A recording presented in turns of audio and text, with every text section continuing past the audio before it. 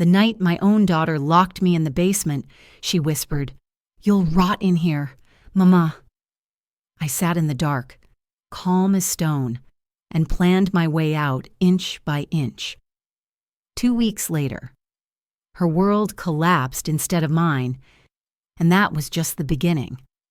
My name is Eudora Temple, and my daughter once told me I would rot in my own house. When you reach my age, you don't forget words like that. I'm 69, a retired court clerk, and a widow who's lived in Savannah her whole life. My house creaks with the weight of years, pine floors, slow ceiling fan, the smell of pine sol from my morning cleaning. That afternoon, the sun came through the lace curtains like it always did. Whisker, my little dog, slept under the kitchen table. Everything was still until the front door slammed. Marceline's voice hit before her footsteps did. "Mama, what did you do with the bank files?" "No, hello, no, how are you?" Her words came out like she was in a board meeting, not her mama's house. She threw her purse down and started pacing. "You keep changing the accounts. You're gonna ruin everything," I told her, calm as I could. "Baby, lower your voice in my house?" But she kept going. "Grady says we can't plan anything if you keep hiding money." The way she said his name made my stomach tighten. I'd seen this tone before. Courtroom tone, when a person's already decided who's guilty. "You think I don't notice you moving my money?" she snapped. "You don't even drive no more. Mama, you don't need that much." I tried to breathe steady, the way I used to when a witness started yelling. "Marceline," I said, "I worked 40 years for that money. Don't talk to me like it's yours." She blinked hard, jaw tight. "If I'm the one taking care of you now, it is mine." That sentence landed like a slap. She wasn't seeing me as her mother anymore. I was an account balance she wanted control over. When she reached for my phone on the counter, instinct made me grab it first. I held it behind my back and told her, "You don't talk to me like I'm a check you're trying to cash." That set her off. Her eyes went wide, and she screamed, "You'll rot in here before you mess this up for me again." The sound cut through the house. Whisker barked and backed into the hallway. Marceline snatched the phone, slammed it on the floor, and crushed the screen until it split apart. The silence afterward was heavy. I could smell the plastic burning from the battery. "Marceline," I said, "you need to calm down." But she wasn't hearing me. She started pushing, muttering, "You're confused. You're making things worse." Her hands were shaking.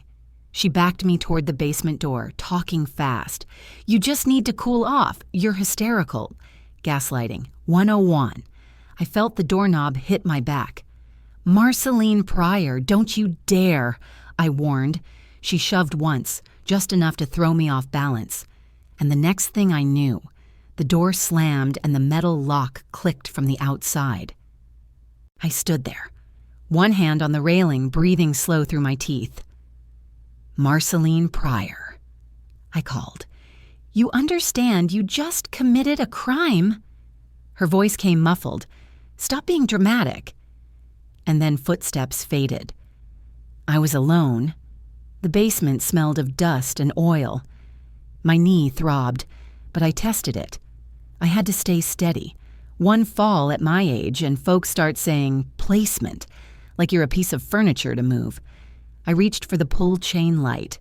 It flickered weak yellow across the brick walls and the old workbench where my late husband's tools sat untouched. Whisker whined above me, scratching the door. "It's all right, sugar," I told him softly. "Grandma ain't dying in no basement." I looked around. The shelves were lined with storage tubs and Christmas boxes, and then, behind them, the metal cabinet. Inside were the things Marceline didn't know existed: photocopies of every bank statement, a flash drive from my lawyer, Hazel Kincaid, and a sealed envelope marked in her handwriting. I smiled, slow. Hazel said keep originals where no one thinks to look. I whispered. Guess she was right. That moment changed everything. My fear hardened into focus. Marceline thought she'd silenced me, but she didn't know I'd already built a trail. I wasn't the trapped one. She was. I looked up toward the ceiling, toward the kitchen where she'd stood screaming minutes ago, and said quietly, "Baby, you just made evidence." Through the small window, I saw the glow of her SUV pulling away. I sat on the bench, pulled the little fireproof safe closer, and broke the seal on Hazel's envelope. My hands were steady now. "If you're hearing this," I murmured to no one but myself, "understand it didn't start today." The basement air felt heavier as night came on, warm and still. I sat at that old workbench with the fireproof envelope Hazel Kincaid had given me, the one I'd promised never to open unless things turned ugly. My knee throbbed from where Marceline had shoved me, but my head was clear. I told myself, "You're not dying down here. Eudora, you're documenting." When I tore the seal, the smell of paper and ink hit me.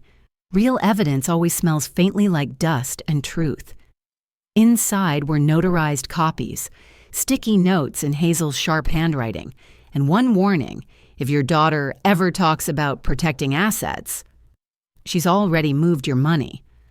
I laid everything out in rows like I used to when I worked for the courthouse. The habit never left me. One pile for authorizations, one for account records, one for correspondence. The light bulb above buzzed, flickered, but I kept going. "You don't panic when you know the rules," I murmured to the dark. "You just follow the paper." That's what Hazel always said.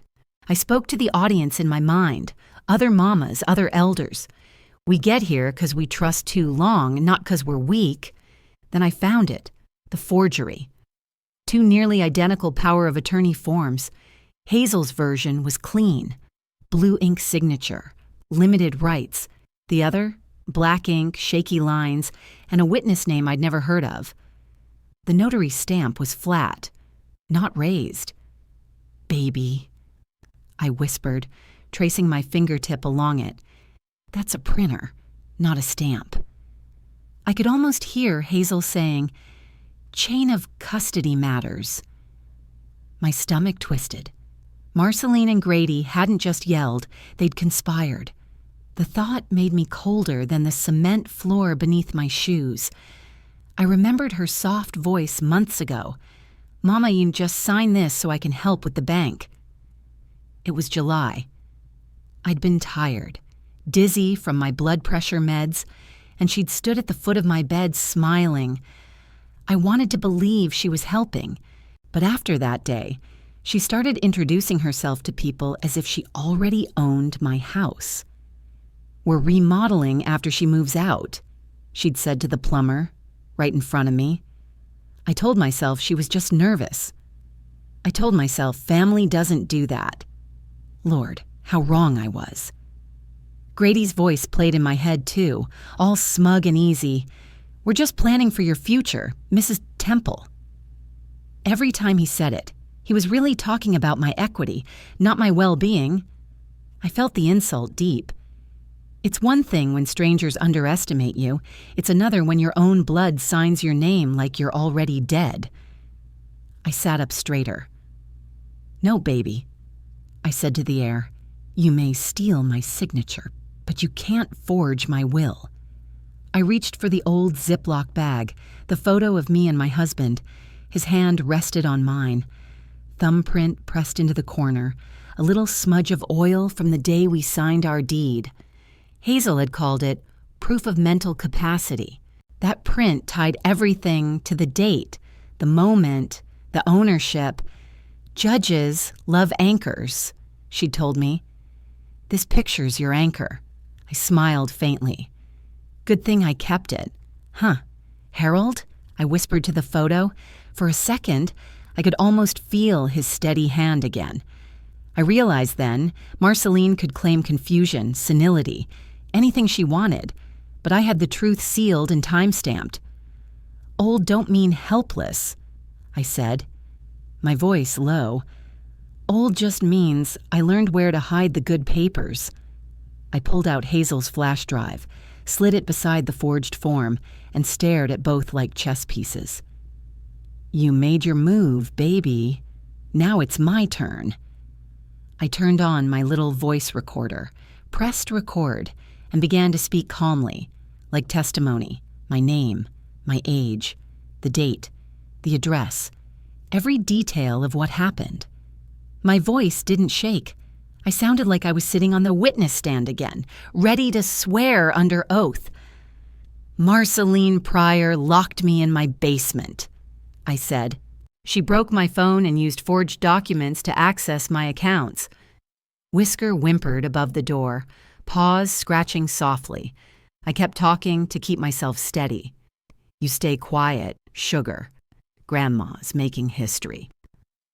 When I finished, I clicked the recorder off and exhaled slow. The bulb flickered once more, long enough for me to see my reflection in the safe steel door. Tired eyes, steady hand. Then I heard it. Footsteps upstairs. Slow, deliberate. My chest tightened. I whispered, "If it's not my daughter, then who just walked into my kitchen?" The sound above me wasn't random. It was deliberate, slow, and heavy. Boots, not heels. I stayed quiet, leaning against the cold concrete wall, holding my breath.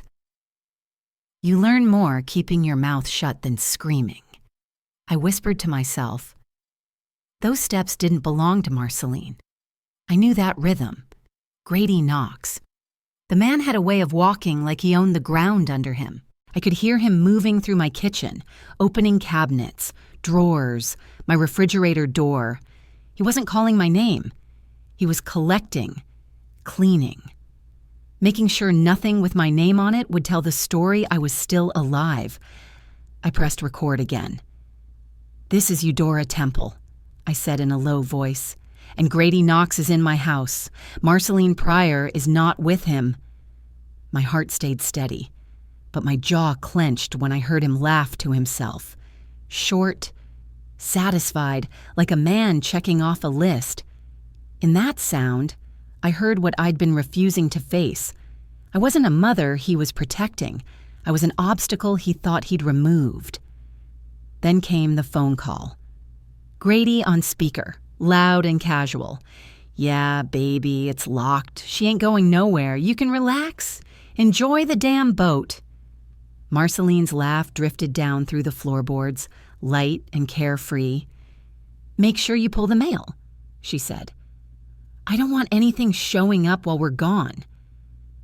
I felt something inside me go completely still. They're out there drinking cocktails, I thought, while I'm sitting in a basement like a secret they buried alive. I didn't cry. I didn't even tremble. The love that used to make me forgive her turned into something harder. Grady left not long after. The slam of the front door rattled dust loose from the ceiling beams. I sat down on the floor and looked at the flickering light bulb, thinking about that cruise. Earlier today, she'd waved the tickets in my face, calling it a once-in-a-lifetime break. Now I understood. This was the alibi. Pictures on the ocean, smiles for strangers online, proof that she had no idea her poor mama was in distress. I imagined the captions she'd write, finally taking time for me. Self-care matters. I told the recorder. "Baby, that ain't self-care, that's cover-up." My voice was calm, almost too calm. When your child rehearses her public statement instead of saying sorry, that's not love, that's management. I let that sit there for the listeners who'd know exactly what I meant. The light flickered again, and I remembered the little flip phone wrapped in foil inside the coffee can. Hazel's voice echoed in my head. "Just humor me, Miss Temple. Families can surprise you." My fingers shook as I unwrapped it.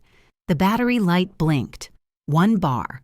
I opened the draft Hazel had written weeks ago, This is Eudora Temple. I am locked in my basement against my will. My daughter is Marceline Pryor. If you get this, call law enforcement. Do not call her first. I sent it to Hazel, to Adele Marin, that reporter who always said, I believe in evidence, and to Silas Dobbins next door, because gossip saves lives where sirens don't reach. Then I sat there in the silence afterward. When you're my age, I whispered, you stop waiting for heroes. You start becoming your own. I pressed record one more time. Marceline Pryor, I said clearly. I'm done lying for you.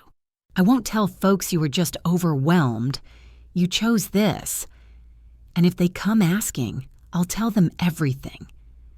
The words felt like unlocking something inside me. Just then, gravel crunched outside the tiny basement window. My breath caught.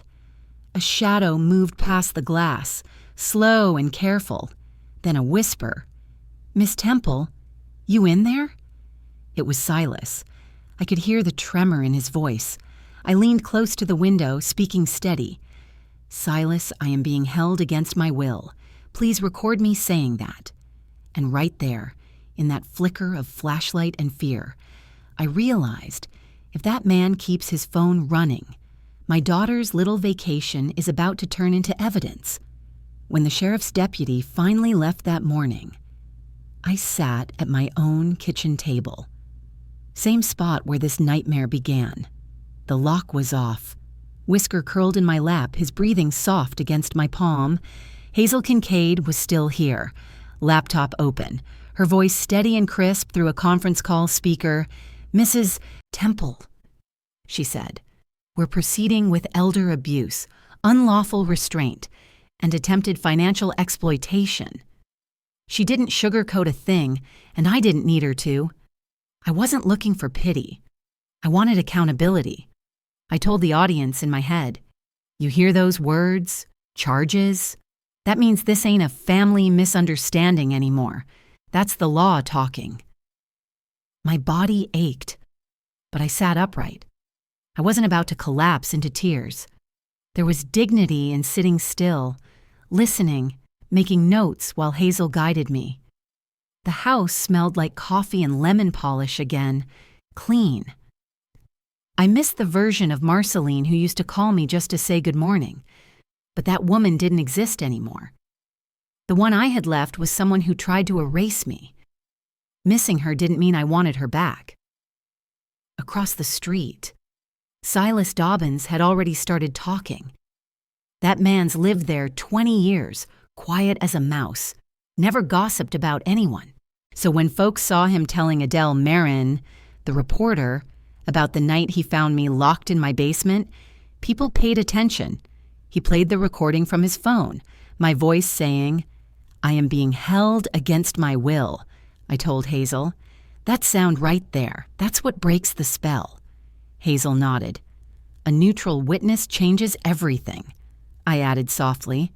When a man like Silas speaks up, neighbors start thinking twice before calling me crazy. Adele had already texted Hazel, asking if she could quote the case as elder abuse. Folks get braver, I said. Once somebody goes first, for the first time in weeks, I felt safe, and it didn't come from blood. It came from proof.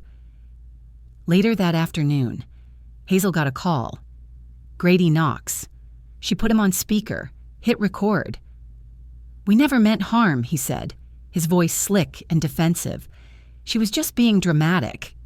He kept saying tying himself to Marceline, like two thieves holding hands in a storm.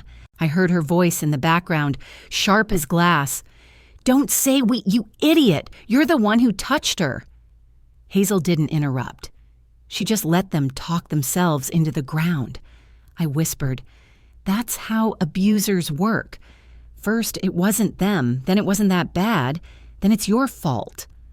The silence after Hazel asked, so you're confirming you locked Mrs. Temple in her basement? Was the kind of silence you can build a case on. Then the shouting started.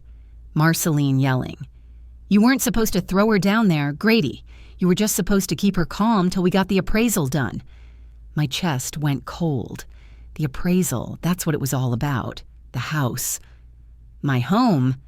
Grady barked back. Oh, so now it's all me. Who's the one who said we can't afford another month if she keeps changing the accounts? Their words spilled truth faster than any courtroom could demand. I looked Hazel dead in the eye. You don't stop a fool while he's testifying against himself. She grinned slightly. Marceline's voice cracked again, not from guilt, but fear. Don't you put my name on this, she screamed, and Hazel just said, duly noted. I leaned back and said what needed saying. Hazel, I'll cooperate fully. I don't consent to Marceline Pryor managing any part of my finances or care. My voice didn't shake. She replied, Understood. I'll file it now. It felt like reclaiming oxygen. If you're my age, I said quietly, you're allowed to say no more. You don't owe your retirement to nobody, not even your blood. The truth hurt, but it sat right. Then, tires screeched outside. Gravel spat. 2 doors slammed. Hazel glanced toward the porch, calm but alert. I already knew who it was before I heard the voice. Mama, you better fix this right now. Marceline Pryor, still thinking she could bark her way back into control. I didn't move. I just looked at Hazel and said, Go ahead and open my door. Hazel opened my front door because I told her to, and the sound of those hinges felt like Judgment Day. Marceline came charging in first, her perfume arriving before her conscience, and Grady right behind her with that fake, nervous smile. They didn't knock. They didn't even look around. They stormed into my kitchen like squatters claiming a deed. Hazel stood beside the table, calm and ready. Her phone in hand, I didn't stand up. I stayed seated, spine straight, hands folded over the tablecloth I ironed myself. Whisker slept in my lap, the only thing in that room not pretending. Mama, what are you telling people?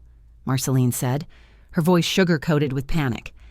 Why are you saying these things about me? You're confused. That's all. Her hands moved like she was swatting smoke. I said nothing. Grady tried his turn.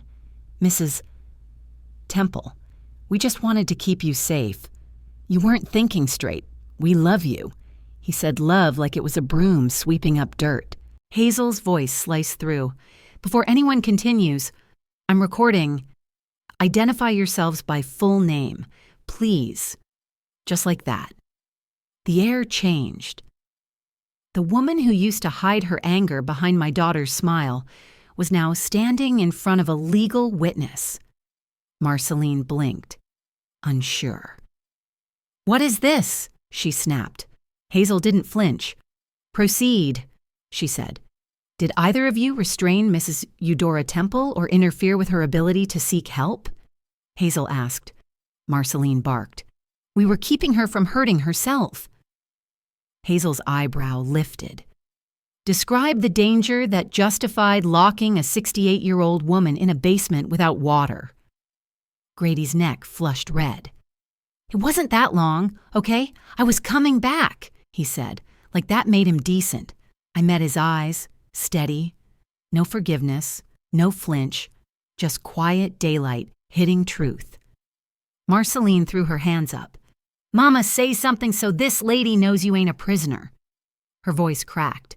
I looked right into Hazel's phone and spoke clear. My name is Eudora Temple. I was locked in my own basement against my will. My phone was destroyed. I did not consent. I was told I'd rot in there. My words sounded foreign even to me, too firm, too final, but they fit the moment. Marceline shifted tone instantly, tears bubbling up. Mama, why are you doing this to me? You're gonna ruin me. That word, ruin, told the whole story. She wasn't crying for me. She was crying for herself. Marceline Pryor, I said. You already did that. I'm just giving the world the tape. Her face fell flat. I'd never said her full name like that before. It was the sound of a door closing for good. Then Grady leaned forward. breath sour, voice low. "You better fix this before you don't like what happens." Hazel moved so fast he stumbled back. "Did you just threaten my client?" she said, loud enough for heaven to hear. He fumbled. "I didn't mean it like that." But I could see his fists twitch. "For the record," I said, "I perceive Mr. Grady Knox as a threat." That line sealed the room like a prayer. Hazel nodded. "Noted." Marceline shook her head, hair wild. "You can't do this. You can't shut me out," I replied, calm as dawn. "You shut yourself out when you turn my home into a cell. From this moment, you are not allowed in this house or in my business. Hazel, file it." She did, right there. My chest hurt, but it was the kind of pain that meant healing, not breaking. Marceline's voice became a shriek fading behind her own lies. Then the light outside changed.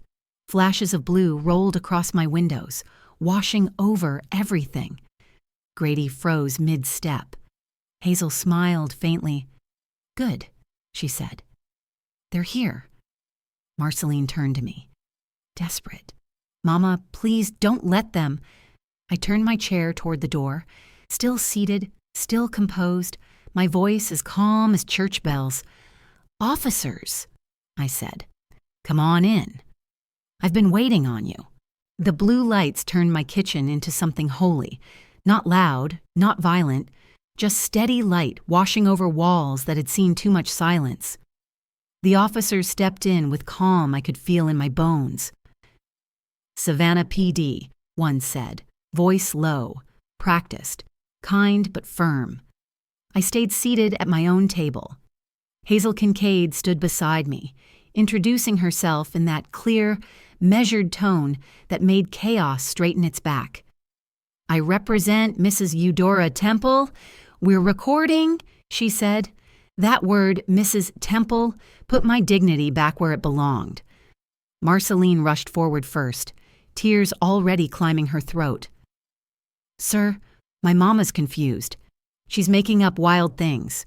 She's not well." She said it so fast, I knew she'd rehearsed it. The nearest officer raised his hand gently.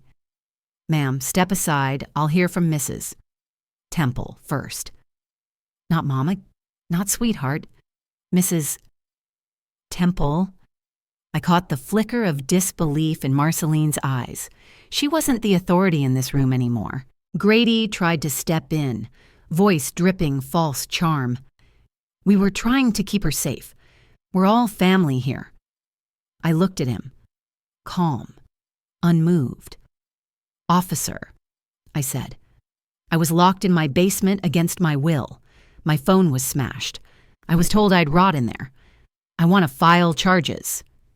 Hazel didn't have to cue me. I knew what to say now. They began asking questions. When, how, who? I answered every one of them in full sentences. My tone deliberate. Yes, I feared for my life. Yes, I was denied water. Yes, I said no, and they did it anyway. Hazel corrected times and dates softly, but she never took the floor from me. My hands trembled on the table, not from fear, but from release. Holding back truth for months makes your body forget how to breathe. Marceline couldn't stand it. "Mama, please don't do this. You know I'd never hurt you." She tried to cry her way back into control. I didn't even turn toward her. "She told me," I said to the officer, "I'd rot in here. The only way I'd leave was feet first." That sentence felt like walking out of a cage. The officers told them to wait in the living room. Marceline snapped, "Mask gone. This is ridiculous. She's dramatic. We didn't do anything." The officer replied evenly, "You said she was in your care. That makes you responsible."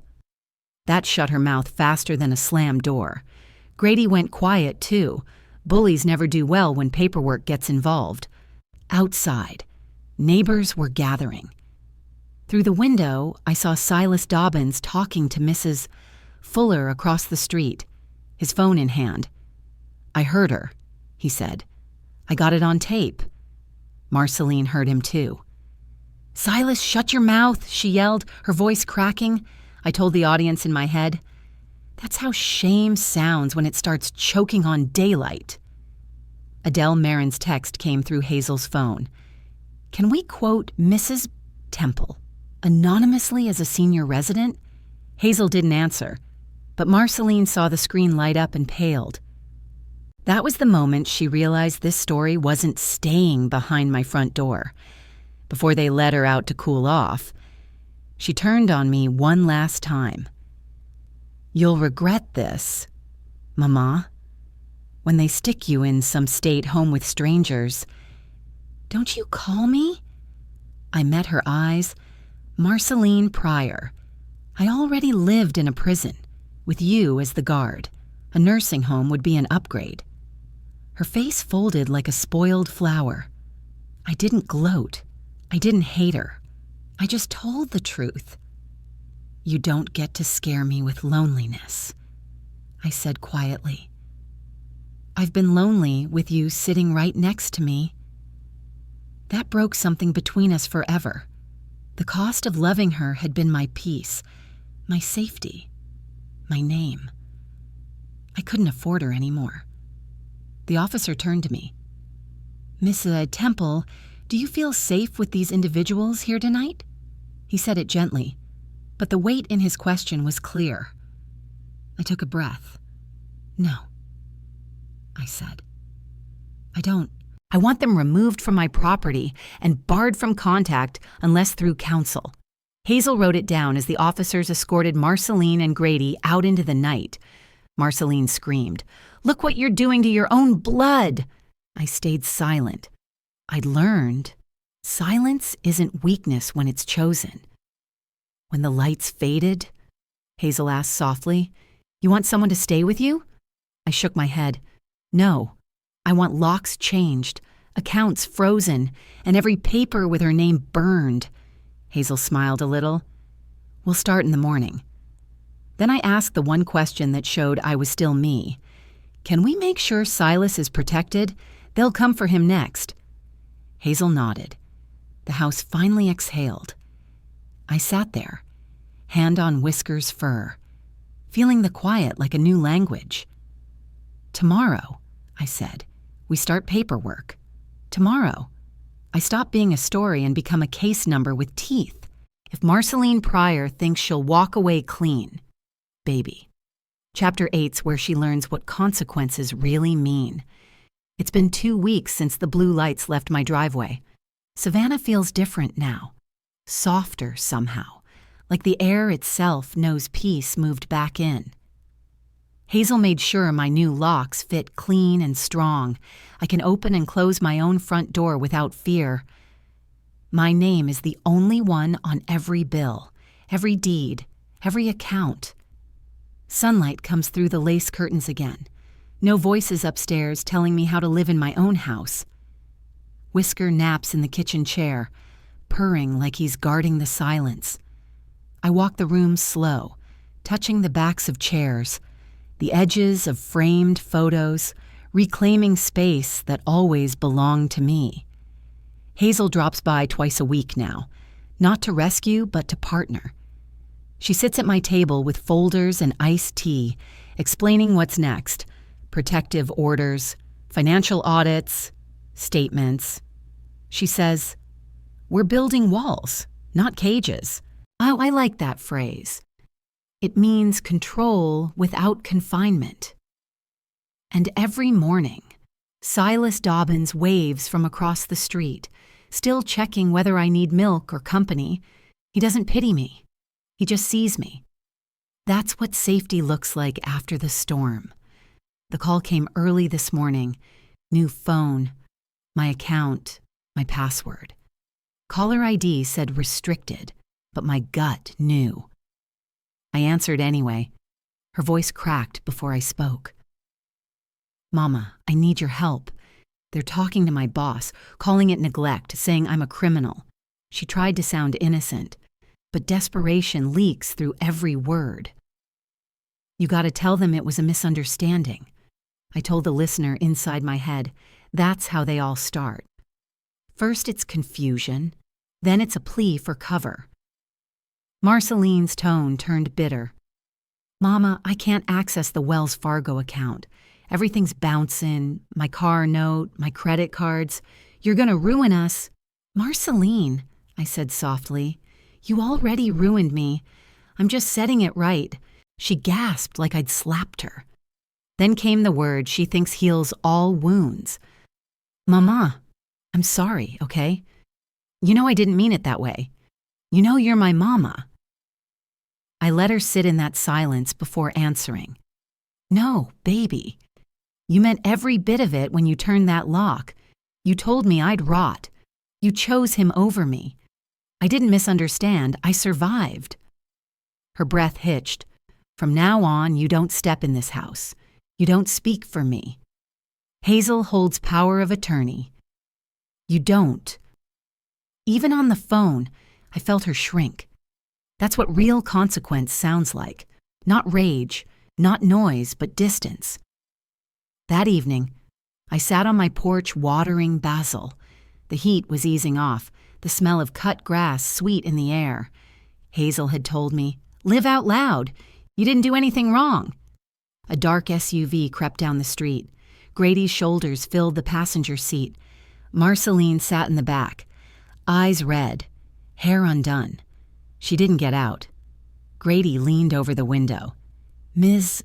Temple, you really gonna drag us through court? Over family business? Family business? I said, keeping my watering can steady. Locking someone up is a felony, not a family meeting. Step on my porch and I'll call the police again. He blinked. Realizing I meant it, Marceline whispered from the back. Mama, please, I can't lose everything. I looked her way, but not with anger, just truth. You already taught me how to lose everything. Now I'm teaching you the cost. Hazel filed the papers last week, the house, the pension, the savings, all placed in a trust that funds housing and legal aid for older women who've been abused by their own kin. I tell the audience. She thought inheritance was her birthright. I turned it into protection for women like me. What they used to bury me now grows into a rope for someone else. Marceline's last words that day were almost a whisper. Mama, are you saying you don't want me no more? I didn't blink. I'm saying I want me more. The SUV rolled away slow. I watched them go and felt no need to chase. That was the funeral, not for my daughter, but for the illusion that blood guarantees love. When night fell, I stayed on that porch. The cicadas hummed, streetlights blinked on, and I thought of every older soul still hiding behind silence. Family don't mean free pass, I said quietly. It means safety and respect. If they can't give you that, they ain't family. They're a threat wearing your last name. I leaned back, exhaling steady. They said I'd rot in that basement. I whispered to the wind. I didn't rot. I rooted. That night, as the moonlight crossed my porch, a letter slid under my door. No name, just my old address written in Marceline's handwriting. Inside was one sentence. You don't know everything that was in that basement. I held my breath, feeling the roots of peace tremble beneath the floor.